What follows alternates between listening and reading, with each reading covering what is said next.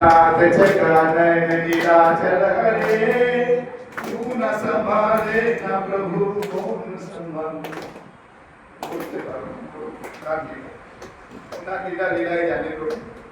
জগন্নাথই আমাদের আশ্রয়, জগন্নাথই আমার পরিচয়, ওড়িয়া জাতির পরিচয়, আমার জগন্নাথ বিনা পরিচয় বিহীন। আর আমাদের পরিবারে আমি আমার জগন্নাথকে একটা পরিবার সদস্য বলে ভাবি। আমার বাড়িতে কোনো একটা ছোট্ট কাজ হলে আমি জগন্নাথ কাছে যাই, নিমন্ত্রণ করে আসি, প্রভু আমার ঘরে একটা ছোট দোষ লাগলো, আমার ঘরে বাচ্চা হলো, প্রভু মন্দির প্রশাসন তুরন্ত মহাপ্রভুর কাছে চিঠি হয়ে যায়, প্রভু এই অমুক সেবক ঘরে বাচ্চা হয়েছে, প্রভু ও আপনাদের একটা সেবক, নতুন সেবক জড়ি হইল, প্রভু আমাদের ঘরে কোনো শুভ অনুষ্ঠান হলো, প্রভু আজকে যজ্ঞপবিত আছে, ওই পান্ডা সেবক বাড়িতে ও আসে দেখে দিয়ে গেছে, আপনি একটু যাবেন প্রভু। প্রভু আসলে যায় আমার ঘরে, প্রভু যায়, নিত্য লীলা চলে। একজন পান্ডা ছিলেন, ওনাদের খুব বয়স হয়ে গেছে, ওনার যে কন্যা রাই বলে ওনার নাম, সেবক সেবা করছে, প্রভু বলছেন প্রভু আর তো কালকে থেকে আর সেবাতে আসতে পারবো না, কেননা আমার দ্রুত শরীরে রয়েছে, আপনি অত উঁচা আছো, আমি সেবা করার খুব কষ্ট হয়ে সিংহাসন উপরে চড়া, তো কালকে থেকে আমি দর্শনেও মন্দিরে আসতে পারবো না, যেহেতু আমাকে ধরে। আর এখনই মন্দির ভিতরে অনেক সব ভক্তরা ভক্তরা যাচ্ছে, প্রণামী দিচ্ছে, সেবা দিচ্ছে, সেই জন্য পান্ডার সংখ্যা বেড়ে গেছে। নাহলে পূর্বে মহাপ্রভু সেবা করতেই পান্ডাদের নিচে রয়ে, রাজার দরবার কোথায় সিপাহী পাঠিয়ে, এখনই তো আমি বললে দুষ্টতা হবে, এখন সেবক কোনো মতে পাওয়া যাচ্ছে না, এখন বেতন দিয়ে সেবক রাখানো হচ্ছে। আপনি পুরী চলুন দেখবেন প্রত্যেক মঠে আর সেবক পাওয়া যাচ্ছে না, আগে সেবক যথেষ্ট আসে থাকতো, সেবা করবে মানে আপনি নিজস্ব মতে বলে যে আমি আসে প্রভু মালা খুঁজে, আপনি আমাকে আদেশ করুন আমি মালা করবো, সে কিন্তু সেটা নাই। বর্তমানে মালা খোঁজার জন্য মাকে বলা যাচ্ছে, মা কালকে সকালে আসবে, এখানে সব মালা ফুল থাকবে, তুমি ঘুরবে, তুমি আসে জল দেবে, তুমি আসে এ করবে। আগে পূর্বে এইসব ব্যবস্থা ছিল না, পূর্বে স্বতন্ত্র লোক আসতো সেবা করতে, সেবক রূপে আসতো। এখনই যারা প্রায় অনেক মঠের মন্দির হয়ে গেছে, বেতনভোগী হয়ে গেছে। আমার দুষ্টতা হতে পারে, যারা বেতন নিচ্ছে তারা মনের কষ্ট নিতে পারে। এখানে জগন্নাথ মন্দিরের অবস্থার মধ্যে সেটা, তখন তিনি রাজা আমাকে জবরদস্তি আনে সেবা করে, সেবক নিচে চেয়েছে। উনি বলছেন যে বড় মহাপ্রভু যে সেবক, স্ত্রীও লাগে সেবক, সিঙ্গার করে মহাপ্রভু, সিঙ্গারি সেবক বলা যায়। সিঙ্গারি সেবক মহাপ্রভুকে সিঙ্গার যে করে, মহাপ্রভু মুখ সাজান করে, ফুলমালা লাগান করে, মধ্যে দেয়, হাতে করপল্লব দেয়, বুকে পদক দেয়, ঝুঁপা দেয়। মহাপ্রভু তো স্বয়ং হচ্ছে একেই, আমরা সবাই হচ্ছে নারী, পুরুষও একজন। সেই জন্য আপনারা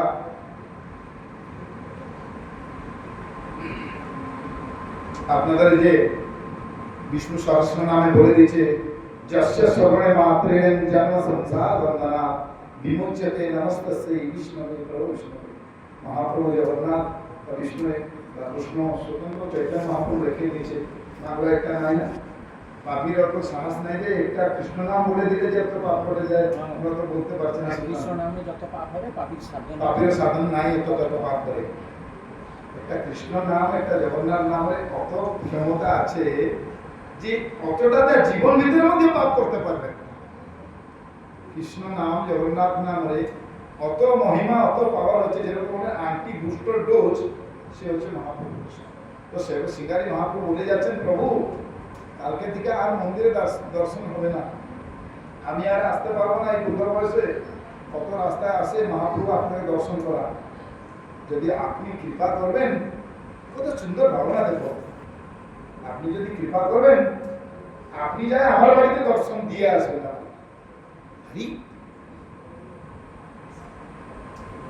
কালকে একটা ঘটনা ঘটলো, আমি সেটা কি অনুভূতি করছি, আমরা চিন্তা ভাবনা করছি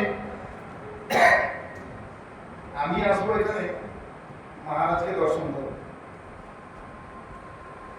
কালকে এভাবে একটা ঘটনা ঘটলো, আমি বসে সেখানে দুজন সেখানে ভক্ত আসেছে, আমি ওর সঙ্গে আলোচনা করেছি কিছু, তখন মহারাজ রে শ্রীমদ ভাগবত মহারাজ ওনাদের ফোন গেল যে আমি 10-15 মিনিট ভিতরে আপনাকে দর্শন করতে আসবো, তাহলে আমার অপরাধ হয়ে যাবে। আমি আপনার কাছে যাব আপনাকে দর্শন করতে, আপনি বলছেন যে আপনি আসবেন আমাকে দর্শন করতে।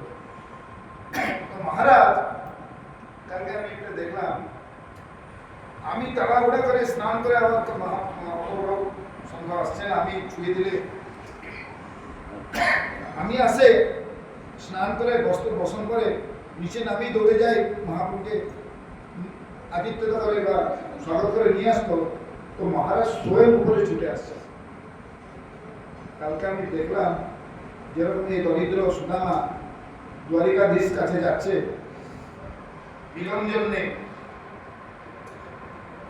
ওনাকে ওনার তাড়িয়ে পাঠাচ্ছেন, যাও যাও তুমি, তোমার তো বন্ধু দ্বারিকাধীশ আছে, যাও যাও আপনি মহাপ্রভুকে কিছু জানান, আপনার দরিদ্রতা বিষয়ে জানান।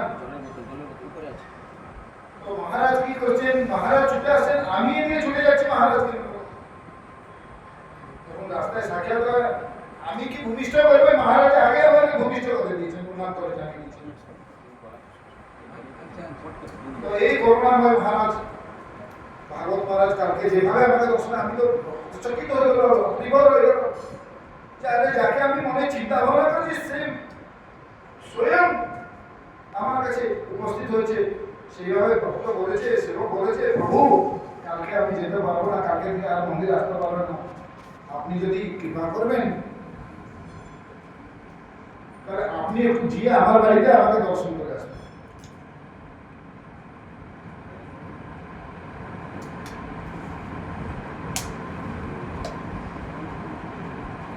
তো কি হয়, প্রত্যেক নিঃস্বার্থ সময়ে পূজারী মশাই বিশ্রাম পূর্বে মহাপ্রভুকে সেই কথাই বলে স্বয়ং যান, প্রভু কৃপা করেন কমসে কম একবার দিনের ভিতরে আসে আমার বাড়িতে, আমাকে দর্শন দেন। মহাপ্রভু ওনার কথা রাখলো, আমি দীর্ঘ 80 বছর ধরে আপনার কাছে সেবা করেছি, আমি 80 বছর আপনার কাছে প্রত্যেক দিন আসে সেবা করে যাচ্ছি, বৃষ্টি হোক ঝড় হোক, আপনার কি এইটুকু আমার মানে কত দেখেন আশ্চর্য কত যে আমার অধিকার আছে আপনি আসে।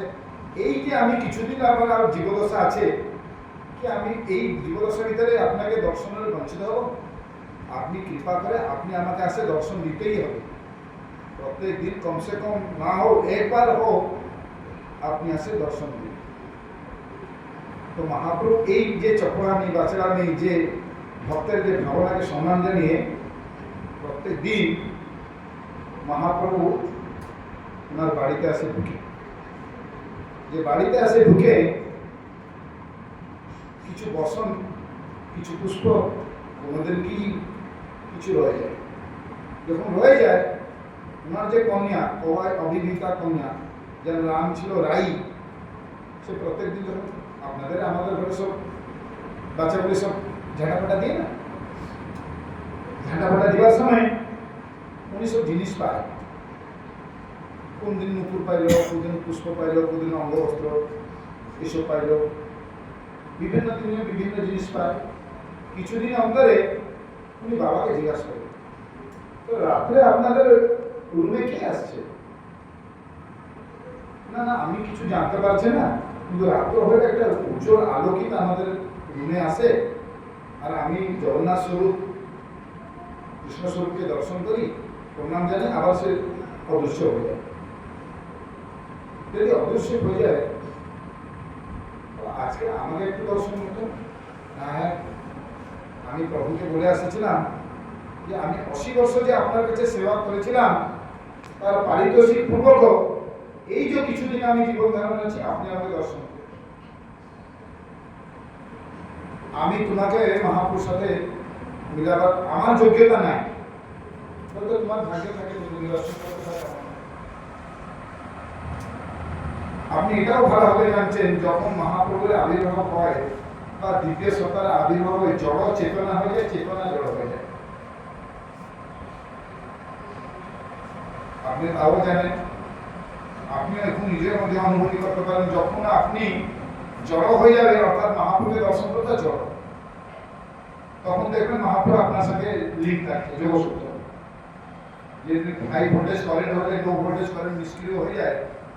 আর যখন মহাপ্রভু আবির্ভূত হয়, জড় চেতনা হয়।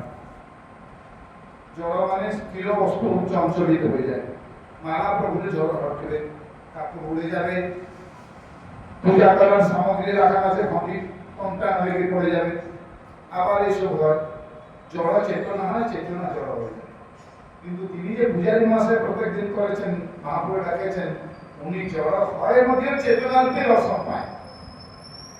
যে ওনার কন্যা দরজায় জগে রয়েছে, যে প্রভুর আবির্ভূত হলে আমি দেখবো, যখন মহাপ্রভুর আবির্ভূত হচ্ছে ওনার জড় পাল্টে যাচ্ছে। আবার পরের দিন ঝাঁটা দিচ্ছে, দেখছেন প্রভু সব জিনিসপত্র গুলো পাওয়া যাচ্ছে। কিছুদিন অন্তরে রাই মহাপ্রভুকে মন দিয়ে দিয়েছে, দিয়ে মহাপ্রভুর কাছে সমর্পণ হয়। বলছেন যে প্রভু আজকে যদি আমি দর্শন না পাবো, তাহলে আমি আমার জীবন শেষ করি। ভাবনা করে উপস্থিত হয়েছে। তখন কি হচ্ছে, নারদ আসছেন প্রভুকে দর্শন করতে। নারদ তো আমার টেলিফোনকাস্টার না, তো ঘুরে বেড়েছেন, তখন দেখছেন প্রভু নাই, তো চিন্তা ভাবনা করছেন কোথায় গেল। চিন্তা ভাবনা করছেন মহাপ্রভু কোথায় গেলেন। ধ্যানে জানে গেছেন মহাপ্রভু পূজারী মশাইয়ের বাড়িতে ঢুকে গেছে। যখন নারদ ওনার পূজার বাড়িতে দর্শন করতে প্রভুকে আসে না, মহাপ্রভু তখন অন্তর্ধান হয়ে গেছে। তখন এ কি করছে, রাই দরজার কাছে শুয়ে পড়েছে। তো নারদ আসে, রাইকে উঠাচ্ছে, ব্রাহ্মণ দেশ, এ ড্রামা কমপ্লিট, তুমি পার্সাল পাবে না। প্রভু চলে না, প্রভু চলে এলোনি, আমি নিত্য যোগে বসেছি, নিতে পারছে না, আজকে প্রভু শপথ করেছিলাম এই জীবন যাচ্ছে দেব।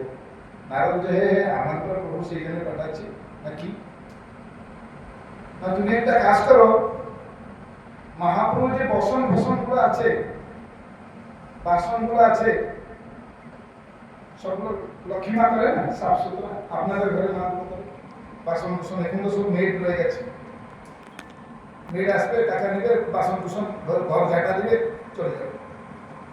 আগে সব আমার মা ওগুলো সব করে। তো তুমি কি করো, প্রত্যেক দিন মহাপ্রভু যখন ঘরে ফিরে যাবে, তুমি ওনার সব যে বাসন, খাবার বাসনগুলো মাঝে মাঝে ওনার কাপড়, যে কালকের পুরনো কাপড়গুলো সব সাফা সুতরা করে ব্যবস্থা করে রাখো। উত্তম ব্যবহার না হবে, মহাপ্রভু আদেশ করছে এই তোমাদের কাজ। এগুলো করে কি, ঘরের স্ত্রী করে না। যেভাবে তোমরা এভাবে মহাপ্রভুকে চিন্তন করেছো, তো তুমি এই ডিউটিটা করো। তো মহাপ্রভু যখন দরজা খুলে যায়, রাই যায় সব কাজগুলো আগে করে দিয়ে চলে আসে। একদিন দুদিন মহাপ্রভুকে খুব আনন্দ লাগে যে আমার কাজ অন্যকে করে দিচ্ছে, খুব সুন্দর।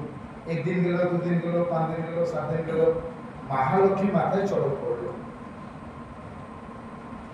আমি তো সেসব কাজগুলো করি, তখন আমার ডিউটিটাকে কে নিয়ে গেল, আর কিছু অসুবিধা হয়ে গেল কি? সেই জন্য মহালক্ষ্মীকে নারদ আসে চেতনা দেন, আরে তুমি জানো নাকি একজন মেয়ে রাই নামে আসে, তোমার আগে বসন সব ইয়ে করে চলে যায়। তখন কি না রাই আসে সেবা করে চলে যায়, মানে না রাই বলে পূজারী ঘরের কন্যা, সে মহাপ্রভুকে প্রীতি করে মহাপ্রভু দর্শন উদ্দেশ্যে। আর এ বলছে না মহাপ্রভু বলে কন্যা, উনি আসে সব সেবা করে চলে যায়।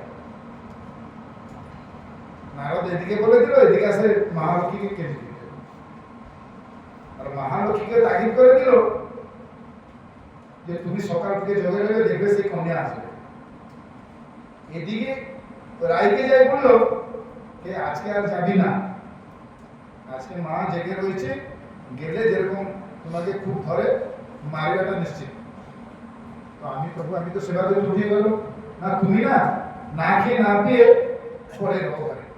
আর জগন্নাথকে ডাকো, জগন্নাথে তোমার বাবাকে যেরকম আসছে তোমার কাছে, তোমাকেও দর্শন দিবে। একদিন গেল, দুদিন গেল, তখন রায় খাচ্ছে না, বাবা বললো কেন খাচ্ছেন না? আমি খাবো না। আমি জিদি করে রইল যে জগন্নাথ আসে আমাকে যদি স্বতন্ত্র দর্শন দিবে তবে আমি খাদ্য গ্রহণ করবো। তো পূজারী মহাশয় কি করলেন, মহাপ্রভুর কাছে প্রার্থনা করলেন, অহম ভক্ত ভগবান, ভক্তের কথা আমি কখন কাটতে পারবো না।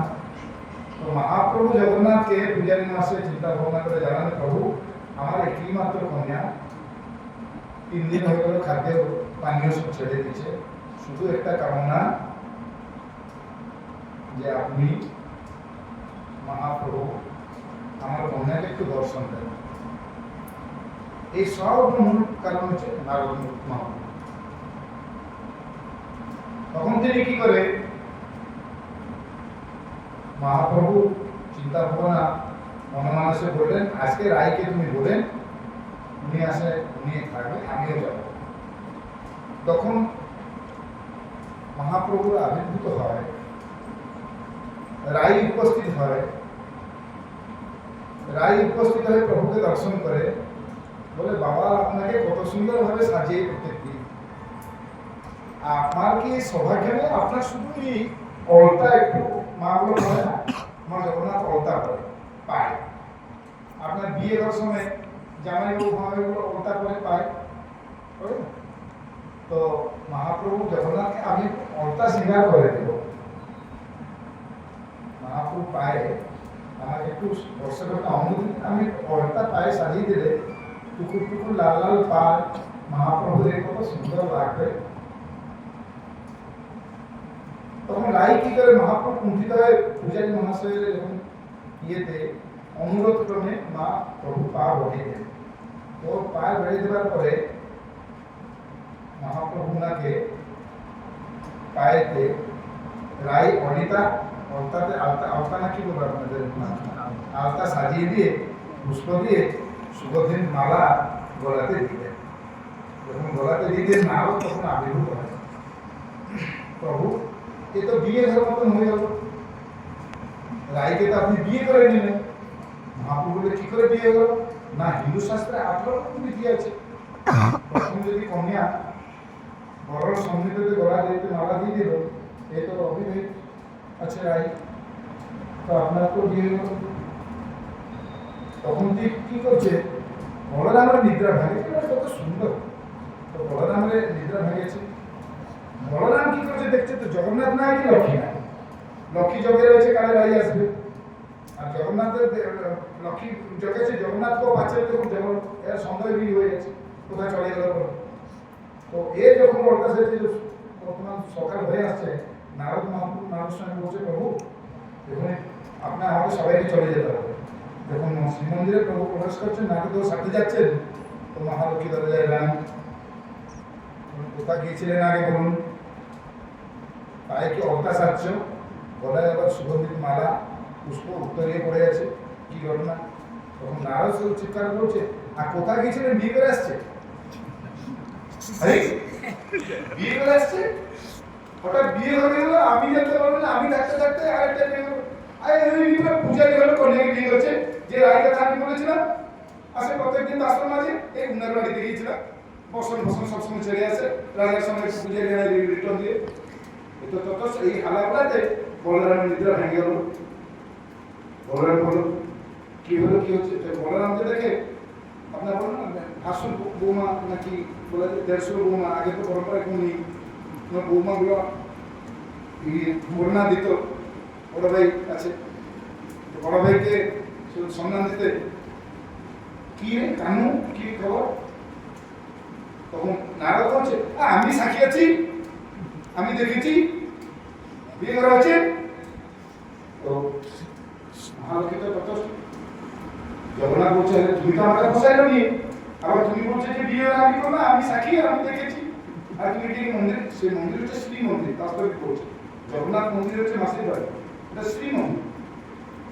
তবে কি যা এদিকে কি হচ্ছে, পূজারী মহাশয়কে কষ্ট করে রাই ধরে, কষ্ট করে ধীরে ধীরে বলছে চলুন কিছু একটা মহাপুরুষ সাজিয়ে দিচ্ছে, অন্তিম দর্শন আমি মন্দিরে বলে আছি কত সুন্দর পূজারী মশাই অন্তিম দর্শন করতে আসবে ঝাগড়া লাগছে লক্ষ্মী এবং জগন্নাথ বলরাম বসছে ডিসাইড করা নারদ আসছে সামনে ঝগড়া করা নারদ দেখছে সবসময় রাগি গিয়ে নারদ লীলা উপভোগ করার জন্য সব লীলাগুলো প্রত্যেক সে শিবের লীলা হোক ভগবতের লীলা হোক কৃষ্ণ লীলা হোক জগন্নাথ লীলা হোক রামচন্দ্র লীলা হোক সবগুলো লীলা নারদই সব লীলাই উপভোগ করে আর সব লীলার মুখ্য সাক্ষী মধ্যে নারদ নারদ মহাপ্রভু বলছেন আপনি তো প্রথম দুটো কন্যা প্রথম একটা তো ঘরে থাকলো একটা পূজার ঘরেতে থাকলো তো কি করে এখানে চলবে এবং সে সময় মা বলরাম দিকে তাকিয়েছে বলরাম কিছু আদেশ করে মা সরে গেছে বলরাম বলছে কানু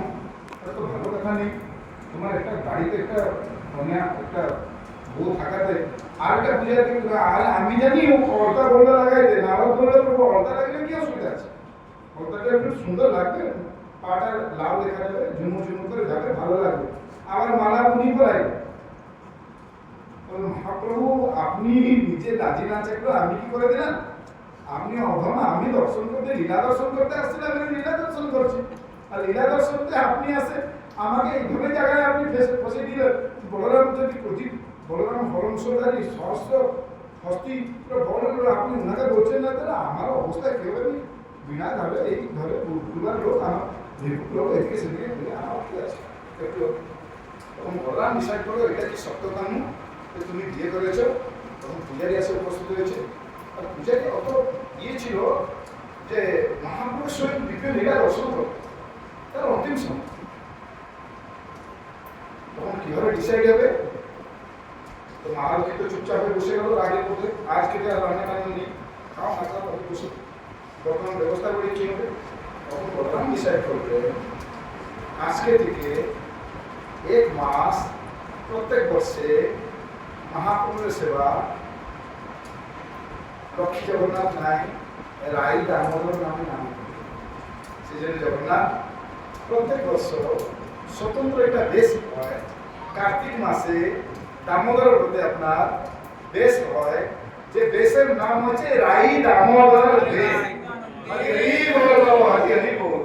তো রাই তখন কি হলো রাই যখন শিখরে পৌঁছে এইসব দিব্য লীলার দর্শন তো যে মহাপ্রভুর সেবা রাই মধ্যে খুব কিছুদিন অন্তরে প্রত্যেকদিন ওনার বাবাও দেহান্ত হইল অল্প সময়ের ভিতরে রাজা ওনাকে সসম্মানে সেবক সম্প্রদায় যেরকম এবার আমি আমরা সবাই একটা গর্ব বলে বলি যে আমাদের যখন দান হয় বা আমাদের দেহান্ত হয় আমরা এই অগ্নিতে দাহ সংস্কার হয় না তো কোন অগ্নি আছে আমার জন্যে স্বতন্ত্র পাকশালা থেকে দেবাগ্নি প্রাপ্ত যে অগ্নিতে প্রভুকে রান্না হয় মহাপ্রসাদ যেতে বানানো হয় ওই আমার জীবন সারারও পুঞ্জি হচ্ছে অগ্নি আমাকে ভুক্ত সময় যেমনি আপনাদের বলি না আমাদের বাচ্চাগুলো আমাকে মুখাগ্নি দিলে তো আমাদের মহাপ্রভু না আমাদের সন্তান আমার মুখে মুখাগ্নি দিল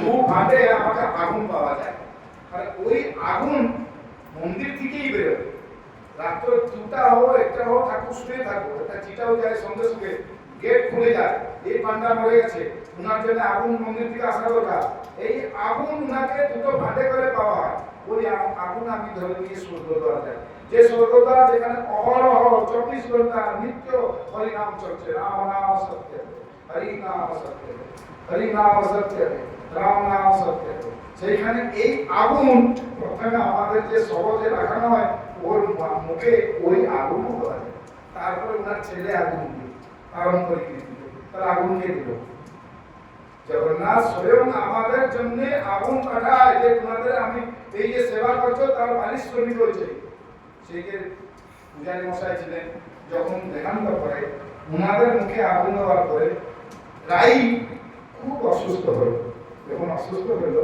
প্রত্যেক দিন ওনার বাড়িতে বসন বাসন মহাপ্রভুর জিনিস সব পাওয়া যায় রাজা বুঝে গেল যদি কিছু জিনিস হারিয়েছে ওর বাড়িতে আছে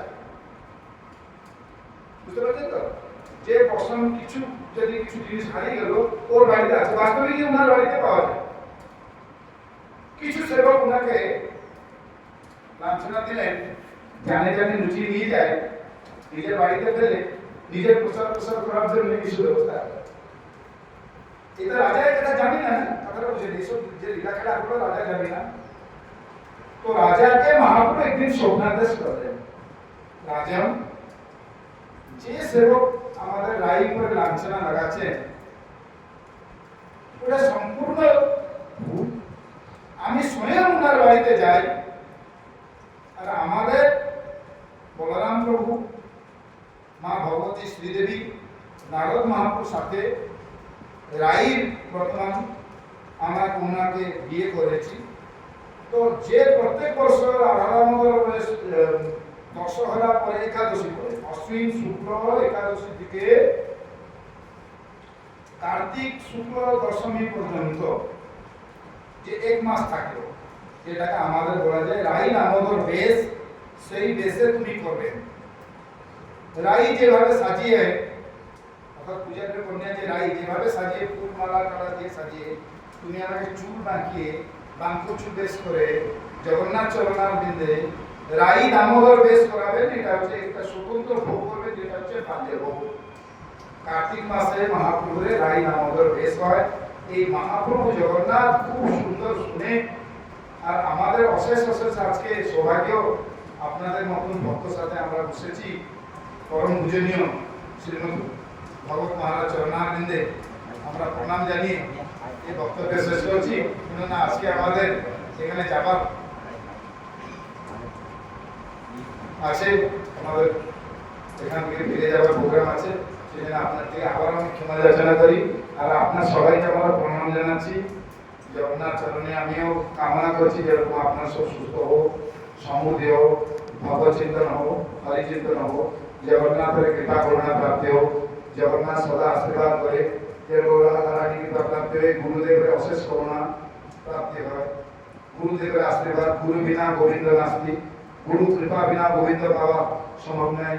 গুরুই মার্গদর্শক, গুরুই মলয় চন্দন, কাষ্টকে করই চন্দন।